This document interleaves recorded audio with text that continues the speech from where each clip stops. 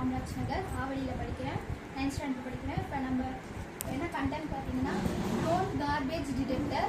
இது வந்து என்னன்னா குப்பை தொட்டி. நம்ம ரோட்டில் இப்போ வீட்டாண்டெல்லாம் வந்து ஒரு ஏரியாவுக்குன்னு ஒரு குப்பை தொட்டி இருக்கும்ல, அந்த குப்பை தொட்டியில் வந்து குப்பை போடுறவங்க வந்து குப்பை தொட்டி உள்ளே போடாமல் வெளியிலலாம் கீழே போட்டு போடுறாங்க.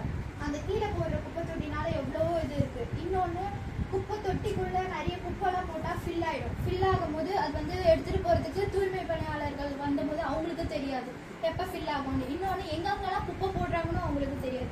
இதனால என்னன்னா இது வந்து லோட் செல். இந்த செல்லை இந்த சென்சார் வந்து நம்ம குப்பை தொட்டிக்கு கீழே இன்செர்ட் பண்ணிட்டோம்னா ஒரு 1/2 கிலோ மேலே எதுனா ஒன்று கீழே போட்டாலே உடனே ட்ரோன் வந்து அவங்களோட ஃபோட்டோ எடுக்கும். இந்த ட்ரோன் வந்து எங்கே இருந்தாலும் வந்து ஃபோட்டோ எடுக்கும்.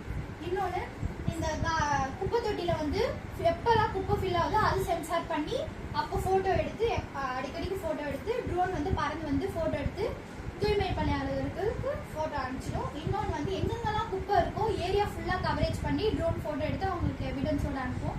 இதனால வந்து நம்மளுக்கு பெனிஃபிட்ஸ் என்னன்னா ஏரியா லேண்ட் பொல்யூஷனை தடுக்கலாம். அப்புறம் லேண்ட் பொல்யூஷனை தடுக்கலாம். இன்னொன்று வந்து ஏரியா க்ளீனாக இருக்கும், தூய்மையாக வச்சுக்கலாம். எங்கெங்கெல்லாம் குப்பை போடுறாங்களோ அவங்கள வந்து எவிடன்ஸோட வந்து நம்ம ஃபோட்டோ எடுத்து தூய்மை பணியாளர்களுக்கு ஃபோட்டோவோட அனுப்பிச்சிடுவோம். தேங்க்யூ.